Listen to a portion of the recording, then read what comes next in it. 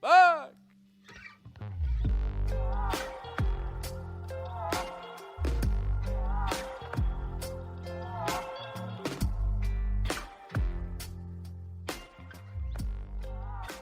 My name is Josh Miller. I own Riverstone Kennels, and I've been training gun dogs for more than 16 years. I have field trialed, I've hunt tested, but at the end of the day, I'm a duck hunter. You might find that the duck in our DUK Dogs podcast is spelled uniquely. The UK stands for my British Labs.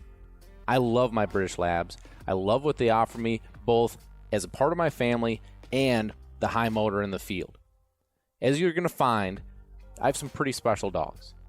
Follow along in our podcast series here as we talk about both in the field hunting and in the field training situations that will hopefully help you progress with your dog at home.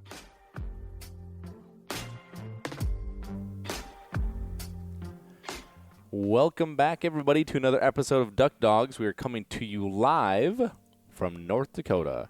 Before we get going, let me thank our partners, because without them, this podcast is not possible. So thank you to Eukanuba. Eukanuba Premium Performance Sport 3020 is the blend of food that we are feeding our dogs literally on this trip as we fuel their bodies to be able to perform at peak levels. So www.eukanuba.com. Make sure to go check it out if you're looking for a high-quality premium food to put your four-legged hunting partner on. Thank you to Sitka Gear. Sitka is your premium option as far as clothing goes, both everyday and in the field. And I can tell you, every person, without exception, was wearing Sitka here today on day one in North Dakota. And I can tell you, everyone was very, very comfortable. So thank you to Sitka Gear. My goodness, Sitka Gear. www.sitkagear.com. Also, thank you to Lucky Duck. Lucky Duck is your 5-star crash test ready kennel, both in the intermediate and in the large size. So no matter what size you need, you know that your dog is going to be traveling as safely as possible. So go check them out, www.luckyduck.com. Also, thank you to Gun Dog Supply. We are literally sitting, not right now we're not sitting, but we've been sitting all morning with the owner of Gun Dog Supply, Mr. Rob Snell, as he is up here hunting with us. They're great company and great people, so go check them out for all of your gun dog needs, www.gundogsupply.com. Thank you to Kent Cartridge. Kent Cartridge is your premium shotgun shell for whether you're hunting, whether you are training with their poppers, or whether you're shooting trap. Across the board, they have some great options for everyone out there. So www.kentcartridge.com. They did a great job shooting ducks and geese this morning, which we're going to tell you about here in a minute. So last but not least, thank you to Retriever Roadmap. Retriever Roadmap is your online option for training your gun dog at home with step-by-step video content to walk you through the process. www.retrieverroadmap.com.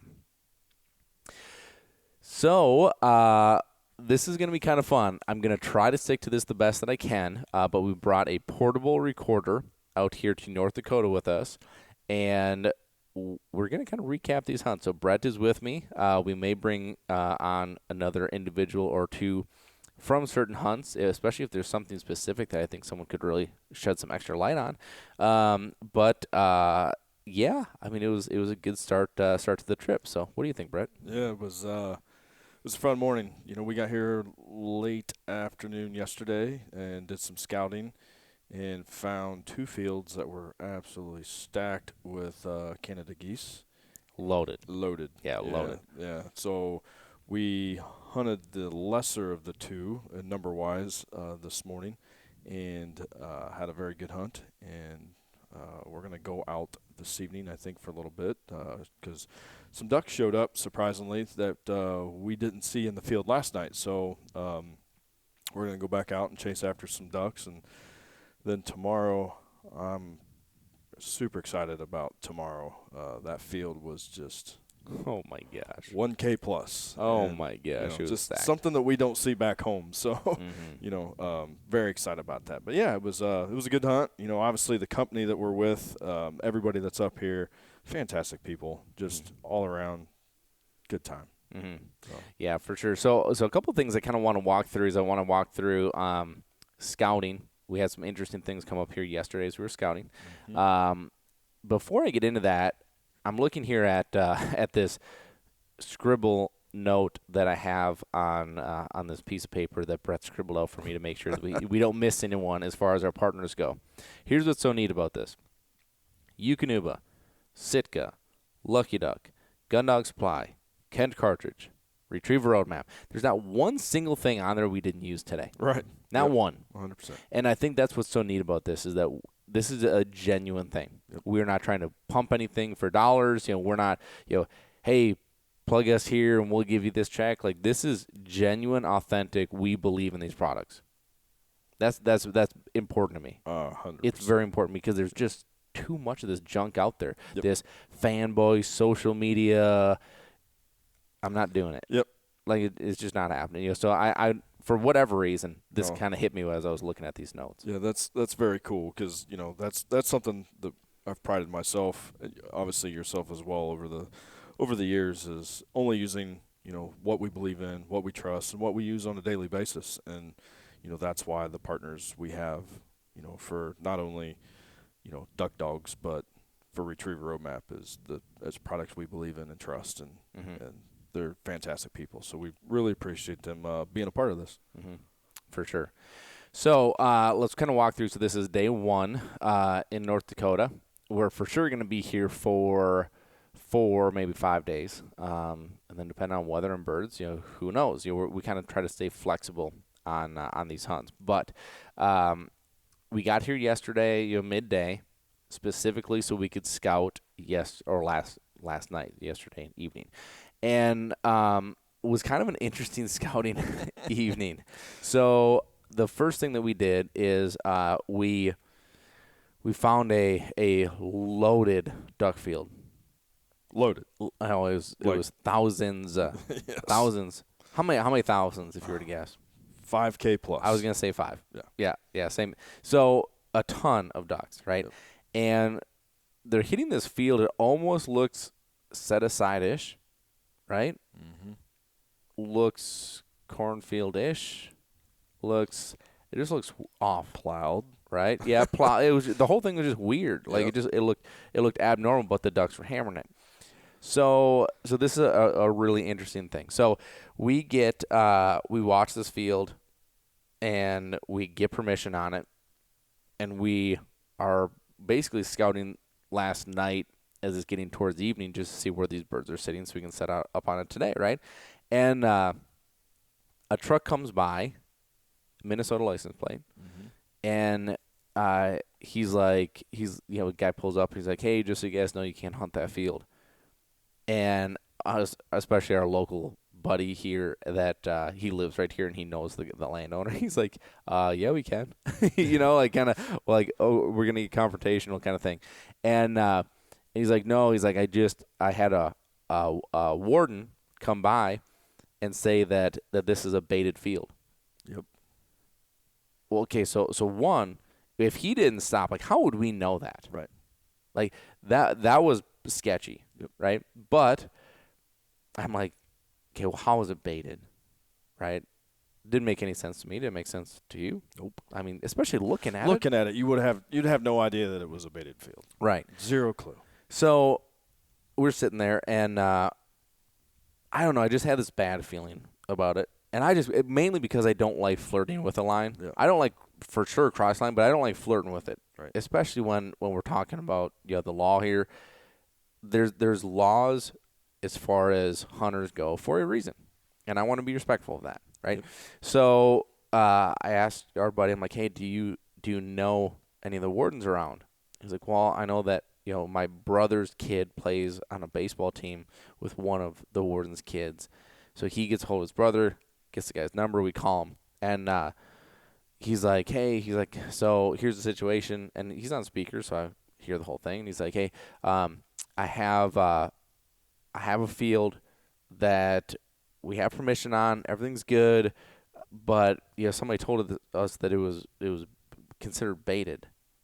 And he's like, you're talking about this field that's a mile north of this road. Like, knew exactly the field in the whole section of the state that he has, Right. right?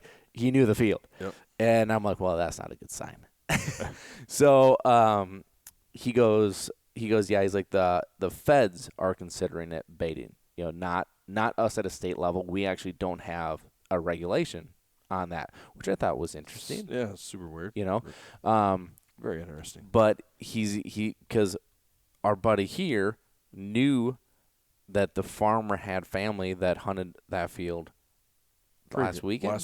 Yeah, and got checked and didn't get any tickets, right? And so he's like, so why is this all of a sudden considered baited, right? And so what he said was the reason the feds are considering this baited is because it's not quote unquote normal farming practices. Yep. And the reason it's not quote unquote normal farming practices is because the field was planted 2 years ago. Right. It was too wet for the farmer to get into harvest, so he let it stand over the winter. Certain areas. Right, certain areas, not the whole field. Not the whole field, right? Certain areas. And must have been too wet again. Yep. So he couldn't get in there again, so it's still staying. And so these corn cobs that grew on all this corn, it sounds like are falling off, laying on the ground. These birds are just hammering it. Now, one, how would we ever know that? Right.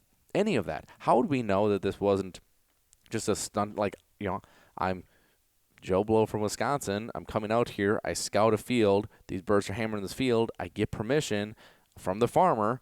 Go out there and hunt it. You know what I mean? Like, and so we're this whole thing just felt weird. And so our buddy asked him. He's like, yeah, but like these guys I know hunted it and got checked and they didn't get tickets. And the guy's like, yeah, because I was the one that checked them. And he's like, we don't have a regulation. Like to me, it's a super gray area anyway. And so I just told him what the feds are considering this. So he said the feds are watching it. Right. And he's like, if you go in there, I think you can fight it, but I also think you're getting tickets. Right. So it wasn't worth it to us. Not worth it. But it is a little, I don't get it. It's gray. To me, it's very gray, but the law's a law. So if 100%. the feds are saying that, hey, this isn't right, and you're going to get a ticket, then we're going to find somewhere else. Mm-hmm. And now here's what I will say about this. I thought he was extremely helpful. Oh, he was very helpful, and he was super nice about it. And I to me, this is why you do this, right? This is why you make that phone call, so that we're not completely blindsided in the morning going, what do you mean we're getting tickets? Right. What do you mean this is a baited field? Like, we haven't, what? Yep. Let's avoid that. Have the conversation beforehand. Right. I'm not saying bombard your local game warden with everything you can ask for, right. On a regular basis. But this really helped us in this situation. Yeah. Which, what's really strange about it, because if that guy doesn't pull up and say, hey, you can't hunt it, I mean, there's a really, really, really, really good chance that we would have been in there this morning. We'd never know. How would we have ever known? Because looking at the field, it's just not like, oh, my gosh, hey, there's, a bunch of standing corn, blah, blah, blah. We didn't know that there were ears on the ground. There's just, it would not know. 2 years old, been standing there. Yep. So, And how would we know that this is not normal farming practice? We're not farmers. We're not from around here. Right. This looks like a farm field to us. Yeah. You know? Yeah. And I can promise you guys, we're being very genuinely honest when we're talking about this. 100%. We are not trying to be like, if we would have went hunting and got tickets and you would have heard this, it probably would have sounded a little different. Right. We didn't, right? But honestly, didn't look like until this. we would have walked out there, which obviously we weren't going to do, to know that the ears had fallen off. Obviously over 2 years, probably a chance of that happening. But at that sense, who knows how much actual corn is in there? Look at early season. How many times do you set up in a standing cornfield, right? Use as cover and shoot geese? Yeah, But that is normal farming practice. Farming practice from what we were told last night. And I get what the feds are saying, because it's not normal for a field to sit there for 2 years, and now the food has fallen off where the ducks and geese have very easy access to it. So I understand. Which is why they're hammering it. 100%. Right, 100%. Yep. So I understand that, yes, that's not normal, because normal it would have been harvested and all would have been, so now you have a field that's 2 years old. That's, I mean, it's crazy that that's still sitting there 2 years, but the guy just has not been able to get in it. Yeah.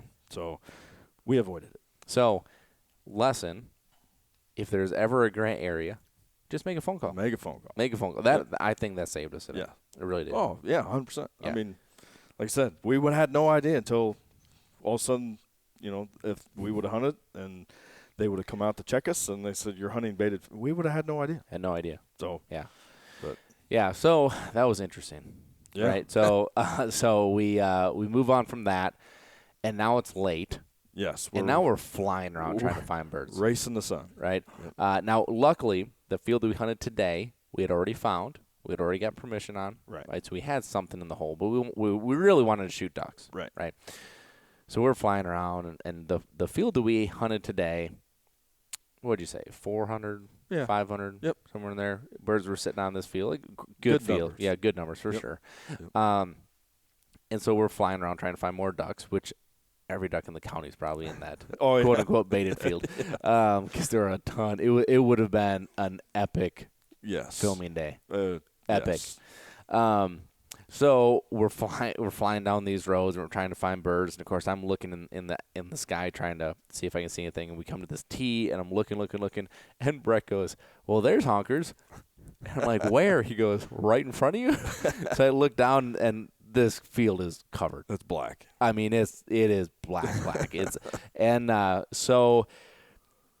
Yeah, 1,000 plus for sure. Yeah. Right. I mean, it's hard for me.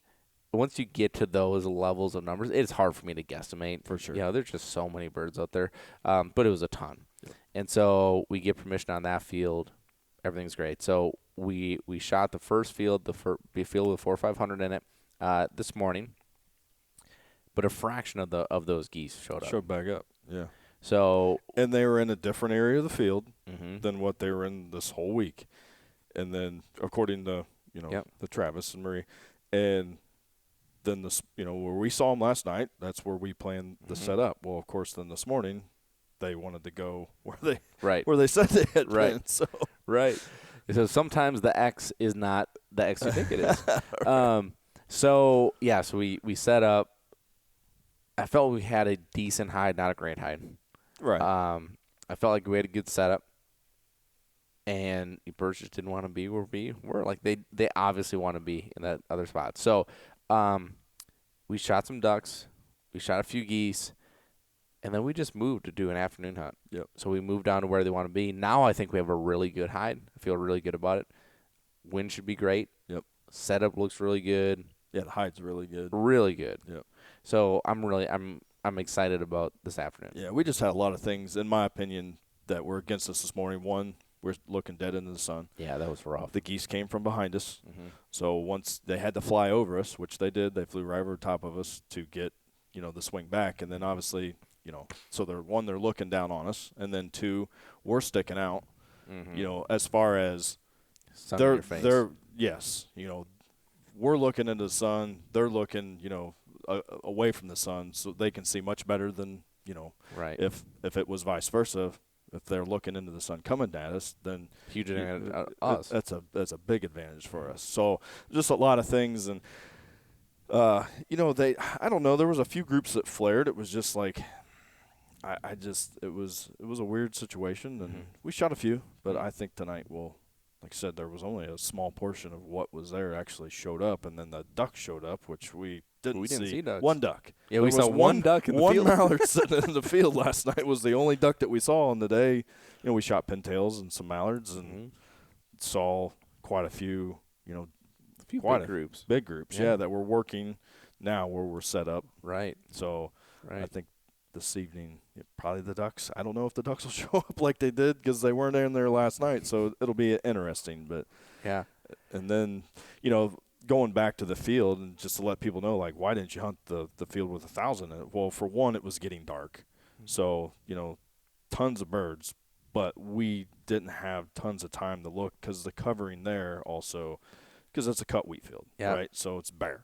So we didn't know the high that we were going to have. Right. Yep. Right. That's one of the things we're going to do before we go set up. Correct. Right. Go check that out. Yes. So, just we were running out of time, and we wanted to make sure that the other geese were in the field that we were planning on hunting today. That was plan B, really, from the duck field. Mm-hmm. So, we caught this field by surprise, had no idea that the birds were in there, and now we're racing the sun to get to the field, to make sure where we're going to set up and this, that, and the other. And so, tomorrow should be, I think, really interesting. I think so too. Yeah. I think if we have the hide that we could have, right, or that I hope we have, it could be really good. Yep. Yeah. So, two things I want to touch on. One, I want to touch on the sun part of it, because this is really important. But the other thing I want to talk about is that we have an added level of difficulty with the cameras. Oh, for sure. Right? Especially when you're looking into the wind, because anything that you guys are trying to get, those lenses are popping in that sun too, right? So there's this huge added level of difficulty. Yep. So that's one. Two is the sun, because I think there's a lot from a bird standpoint that the sun. Yeah, I've heard you talk about this. I've heard Fred Zink talk about this.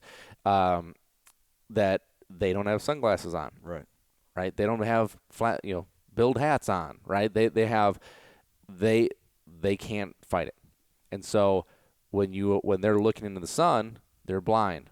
When they're looking with the sun on their back, they can see really, really well. And you're blind. Right. And so like what was today, and it was just the way that it was set up with the wind, and the way that the only way that we could hide was with this interface. Right. And so one thing I always thought was interesting. So when we started hunting down in Arkansas, like when you think of a ducky day in the north, what do you think of? Clouds, windy, stormy. Yeah, junky out, dark, snowy. Like in Arkansas, I thought it was loony that people are like, if it's not sunshine or sun shining, I'm not going. I'm like, what?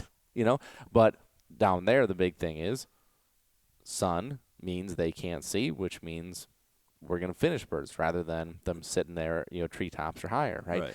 And so that's where I really started looking at the sun more, is through that experience. And so one of the things that, we talked about, Fred Zink and some of the seminars I used to love to go to of his. I thought he was a great speaker and laid a lot of good knowledge down. But like he talked about running traffic. So you're not on the X, you don't have a field, but there's birds in the area. If you know where those birds are traveling and you are set up to where those birds are, where you're in between those birds and the sun, he said you're likely not going to be successful because they can't see you, right? They might be able to hear you, but they can't see you. Where if you reverse that to where the geese are, or the ducks are between you and the sun, they can see you, right? And so now in this situation, what's difficult is that when you're running traffic, different than what we did today, right? Like it puts you at a disadvantage if you can't see as well, but they can, right? But when you're on the X, you want every advantage in your favor. The birds are coming here. They want to be here. They feel safe here. They know there's food here. Everything, they want to be there. Like that was the tough part about this morning. I thought the toughest part about this morning. Yeah, for sure. Yeah, 100% was. As soon as they, like I said, they had to fly over top of us, which they do, literally fly right over top of us, and they were able to see.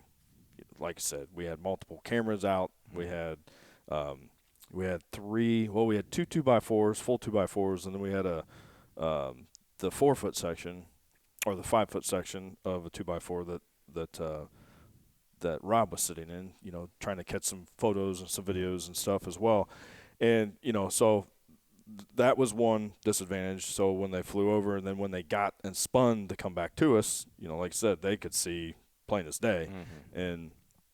Yeah, and then you get shadows involved and, all the other fun stuff, that just comes with. And that's why, at home, I'm the same way. If it's snowing and nasty, you're going to have a very successful day. For sure. We get excited about it. 100%. And then, but like you said, you go down to Arkansas, it's like, no, if it's not sunny, I'm sleeping in. Yeah. That's right. That's right. It really is. And that's to me, one of the funnest parts about traveling to hunt is having to learn how to hunt in different areas. Right. Like one of the things that they talk about a lot down south is that their big joke is that these birds have PhDs by the time they get there because they've been shot at and educated by every hunter then every spread they go by on the way down, right? I get that. Right. So I understand how the sun plays a role as far as being advantageous for them.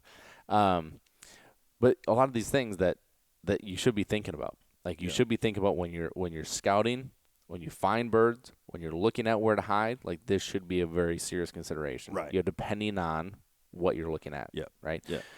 Another thing that we didn't talk about was the wind that they were calling for this morning wasn't quite what they were calling for. So it was like not at all. Right. So we had to make a decoy adjustment, and once we made a decoy adjustment, we had some success, but we had geese that were landing long, and so it wasn't that we weren't finishing birds. It was just they weren't.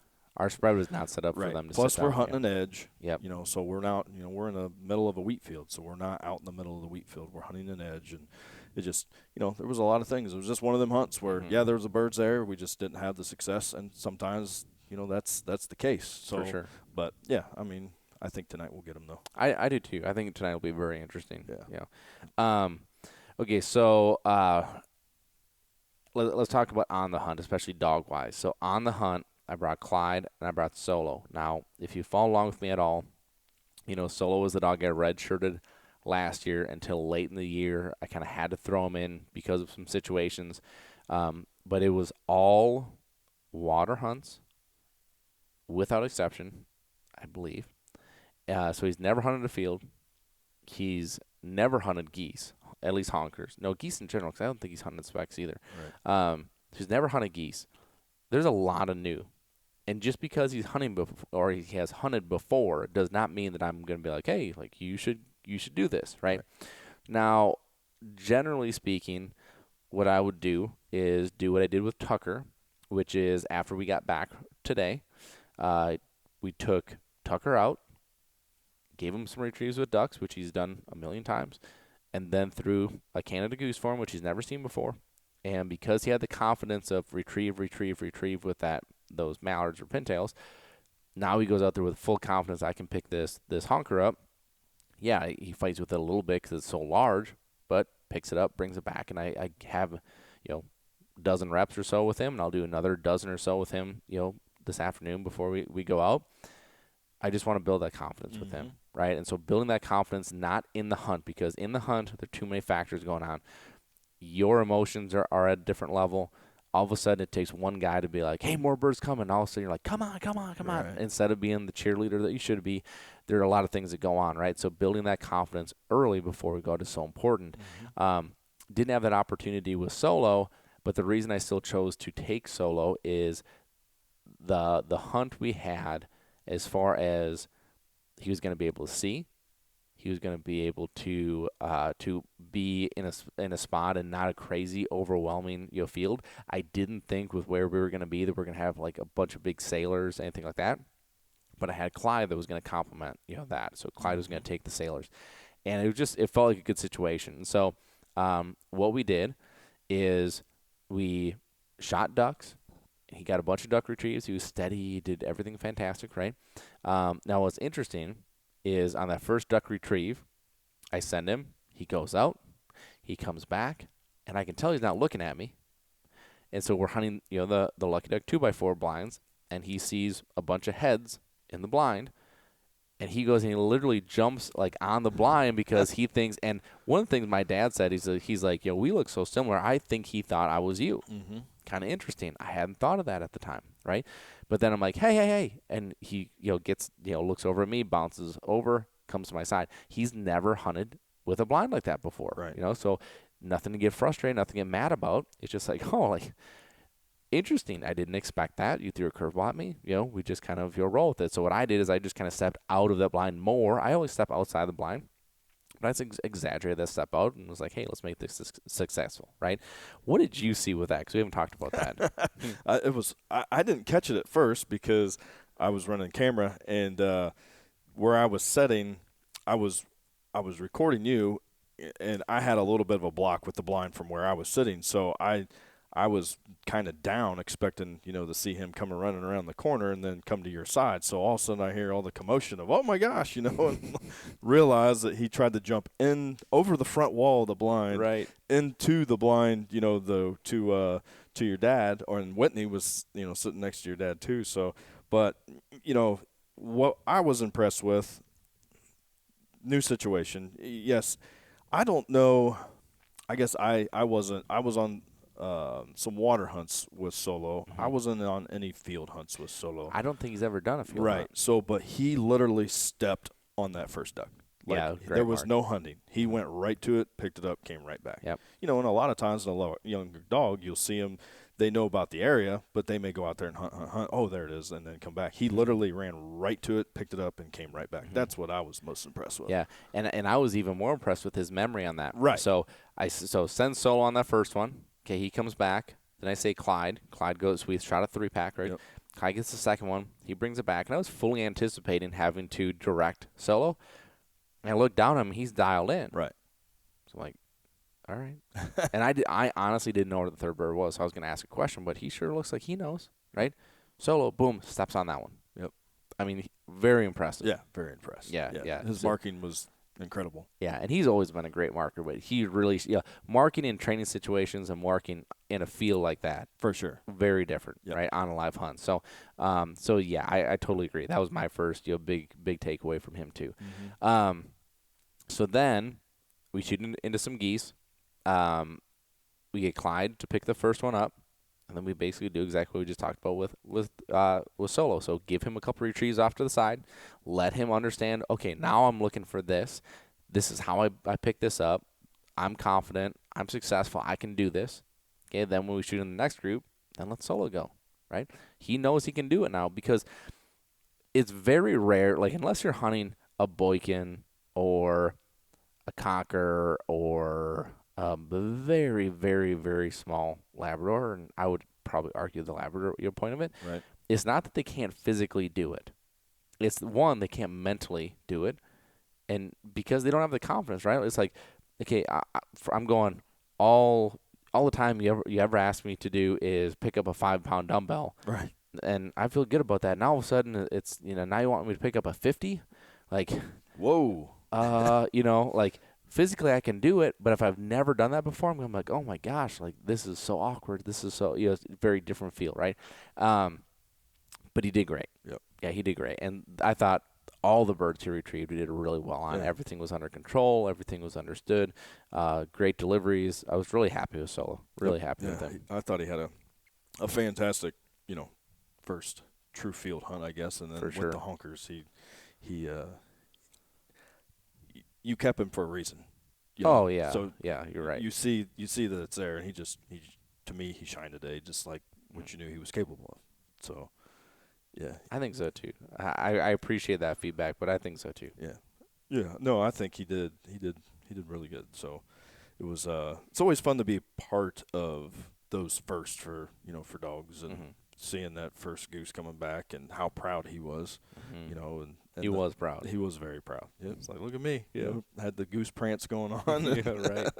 It was fun to be a part of. Yeah, so. No, that's awesome.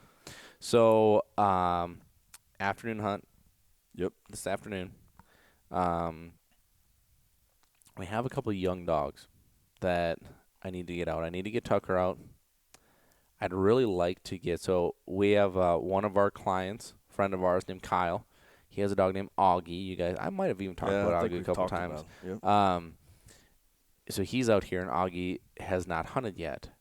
And I'd really like to get Augie out.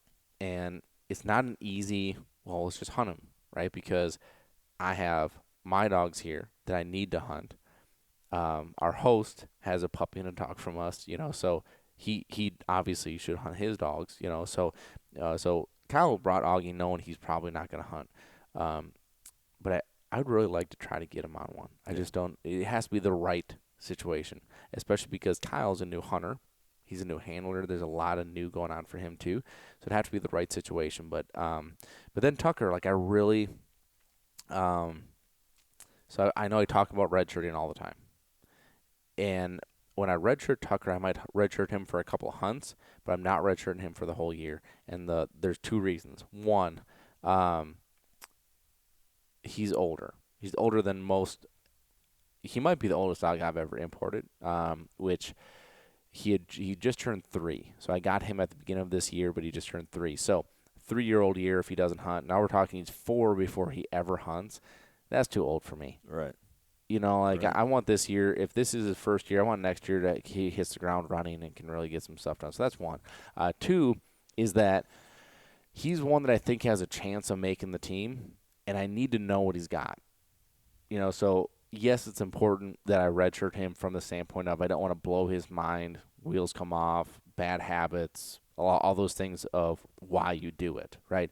But I need to expedite this one a little bit. So I'm thinking I'm going to take him tonight, and then I don't know if I bring Clyde again, or bring Brock, bring somebody, Uncle Brock. Uncle Brock, yeah, because it's so Tucker's mom is Brock's sister, and so that'd be kind of fun, having them both out there. The problem is they're very competitive with each other, so that would be my reason why not to bring both of them. I love the afternoon hunt aspect for a new dog because that early morning in the dark, I think it just amps them up that much more, and I think there's a whole nother level that they have not prepared for. Right. Like how often do you get up at 3:30 in the morning to go hunt or to go train? Yep. Well, you do it to hunt, but you don't do it to go train. So all of a sudden, this is new, right? All the lights and the anticipation and decoy set and all that stuff, it's all new, right? If we can just go out, have in his mind, an afternoon training session, I think that's a way easier pill to swallow and a way easier situation to ease into. So I need to figure that out. I need to figure out who I'm going to hunt and where. And I could bring Solo. Yeah. He did well enough this morning. I could bring him and have him and Tucker. But then again, I'm also not trying to just go, hey, Solo, like you had a good first hunt. Now we're just going to go all in, right? Because now all of a sudden you're the dog that needs to clean up every sailor, everything that's not ideal, which is what Clyde did for him this morning, right? Yeah. So what do you think?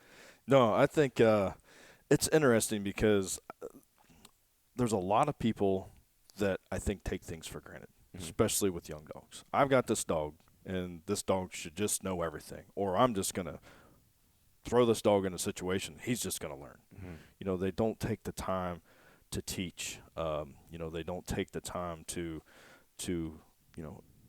introduce these things so they don't run into problems in the field. Because then when they happen in the field, like you said, it's chaos. In a training situation, it's controlled, right? You control it. In a hunting situation, it's not controlled. I mean, you could stop to control it, but most people don't. You got more birds coming, and it's I gotta get back in. Kennel. And it's just all kinds of.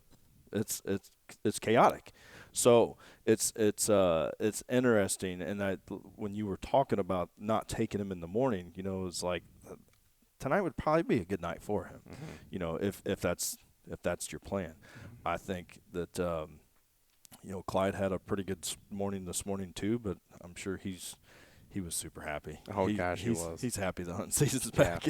Yeah. So he's a dog you can really see the emotion ooze out of him. Right. Oh yeah. Yep. He's a fun dog. I think that's I think it would be fun to take Tucker tonight and introduce him to the whole situation. And you're not shooting, so you're running the dog anyhow. So I think it'd be good. And then plus we can capture some more stuff for Retriever Roadmap with the in the field training. So yeah, no, I think that's a good idea. Yeah. So really good. Well, I'm excited for tomorrow. I am too. I think tomorrow has a chance to be a big time hunt. It's a beautiful day today. I mean, it's probably 70 degrees, but tomorrow's only supposed to be a high of like 45. So yeah, bottom drops out. So we're either going to get a bunch of new birds, or all of our birds here are going to leave, which with our luck is going to be the second one. The second one. But I'm as many birds are in this field, it's I think it's going to be a special day, one for the memory books. So I think so too. So here's what we're going to do here tonight. So we're going to do our afternoon hunt, and then because we have to be done at sunset, right? Yep. And so there should be 30 minutes or so before dark. And so what we're going to do is we're going to bring 2 trucks. We're going to pull the truck and trailer up, and so most of the guys are going to be cleaning up, and then probably you and me, I'd guess, are going to fly to go see this other field to see where these birds are sitting, how many are still in there, where do we think we can hide. Now, we're going to do that before, right, because we have to see it with enough light. But we're going to double-check this thing because if for some reason they got bumped out of there, something went on. Like, Yep. we really don't want to sit there and scratch our heads all Right. morning. Yeah, somebody could have shot the roost. Somebody could have set up in an adjacent field. We're not for sure because it was a ways away from where we're at today, and we didn't hear any other shooting today. So Right. just a lot of things that can happen. So just dotting our I's and crossing our T's. For sure. So, well, day one is halfway done. We're going to go enjoy this. So you and I going to go get a good workout in. Yes, sir. We're I know you're super excited about this. I am. I have a plan that I'm hoping Bret might not be able to. Well, we all might not be able to walk tomorrow if we push ourselves like what this could be. So we're gonna have a good workout. We're gonna get a little rest time in before we have to go. But gosh, what time is it? It's already 2:00. 2:00. And we should probably be out of here by 3:30. Right. Ish to go check that other field and then get back. So we don't have a whole lot of time. No. But we're gonna make the most of it. So. Yeah, so here's our day one podcast. So we will plan on coming back here for day 2 with you guys tomorrow. That's right. Yep. So, all right, dude. Everybody have a great day. You too. Talk to you later. See ya. Bye. Thanks for listening. Be sure to follow us on Facebook and Instagram. Leave us a review on iTunes, and a special thank you to Eukanuba, because without them, we couldn't do what we do here, bringing this information to you.